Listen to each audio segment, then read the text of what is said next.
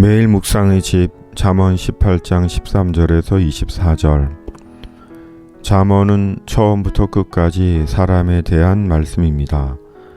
하나같이 사람의 일에 대해 말씀합니다.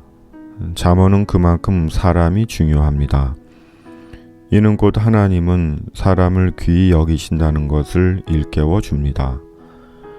사연을 듣기 전에 대답하는 자는 미련하여 욕을 당하느니라. 사연을 듣기 전에 대답하는 것은 사람에 대해 마음이 없는 것입니다. 사람의 사정이나 상황에 대해 전혀 관심이 없습니다. 사람에 대해 긍휼도 진심도 없습니다. 오로지 자기에게만 관심이 있습니다. 오늘은 극단의 자기중심의 이기의 시대입니다.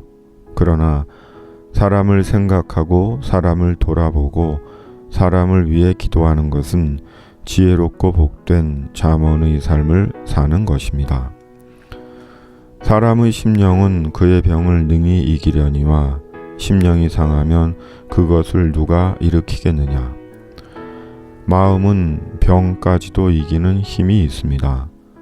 그러기에 한 철학자는 죽음에 이르는 병을 절망이라고 규정했는지도 모릅니다. 또한 호랑이에게 물려가도 정신만 차리면 산다는 오래된 유명한 속담이 있습니다. 물론 호랑이에게 물려가면 정신을 차려도 죽을 확률이 높습니다. 그만큼 정신을 차리는 것이 중요하다는 뜻일 것입니다.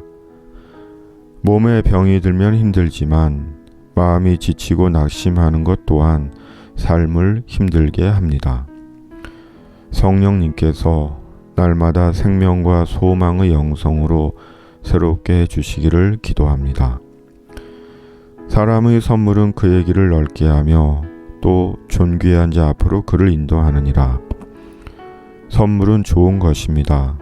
선물 받기를 기대하는 것보다 선물하기를 좋아하는 것이 복된 사람의 길입니다. 선물하기를 좋아하는 자의 길은 넓고 그에게 숨은 귀인이 있습니다. 송사에서는 먼저 온 사람의 말이 바른 것 같으나 그의 상대자가 와서 밝히느니라. 송사는 양쪽의 말을 다 들어야 합니다. 한쪽 말만 듣고 한쪽 편만 드는 것은 이미 불법이며 불의입니다.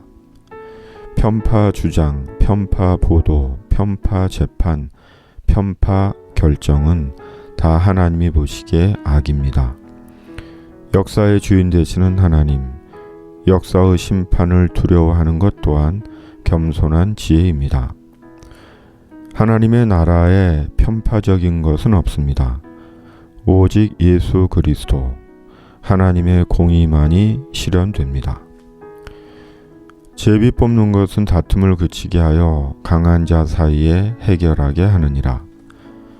제비를 뽑는 것은 하나님의 지혜 중 하나입니다. 제비 뽑기 뒤에 행하시는 하나님이 계십니다. 그것을 믿고 따라야 하는 것이 제비 뽑기의 은혜입니다.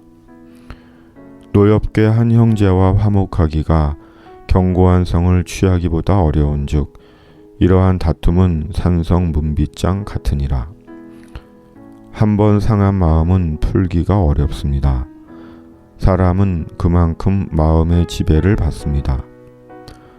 상한 마음은 치유가 필요하고 사람을 헤아리며 하는 말과 행동은 선한 지혜입니다.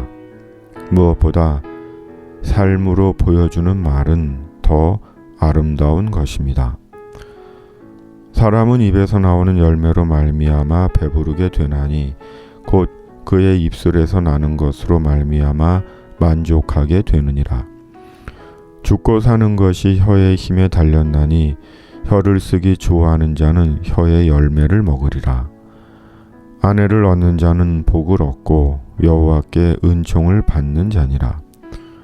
가난한 자는 간절한 말로 구하여도 부자는 엄한 말로 대답하느니라. 많은 친구를 얻는 자는 해를 당하게 되거니와 어떤 친구는 형제보다 친밀하니라. 형제보다 친밀한 친구를 얻는 것은 복입니다. 예수님은 나의 친구입니다. 그러므로 예수님의 친구들은 나의 친구들입니다. 그러므로 예수님과 친밀하게 지내는 것은 주 안에서 귀한 친구들을 얻는 길입니다. 주님, 사람에 대한 사람을 위한 잠언, 성도의 지혜가 되게 하여 주시옵소서. 사람을 존중하고 헤아리는 마음, 선물 주기를 좋아하는 삶, 예수님 안에서 좋은 친구들을 얻는 삶, 저희의 것이 되게 하여 주시옵소서. 백신으로 코로나19가 속히 종식되게 하시고 악하고 음란한 시대에 마귀에게 속아 인생이 파멸하지 않도록 사람들이 성령으로 하나님을 두려워하게 하여 주시옵소서. 저녁 10시 있는 그곳이 세상을 위해 기도하는 거룩한 기도처가 되게 하여 주시옵소서. 사람을 존중하고 위하여 기도하는 묵상의 집이게 하여 주시옵소서. 예수님의 이름으로 기도드립니다. 아멘.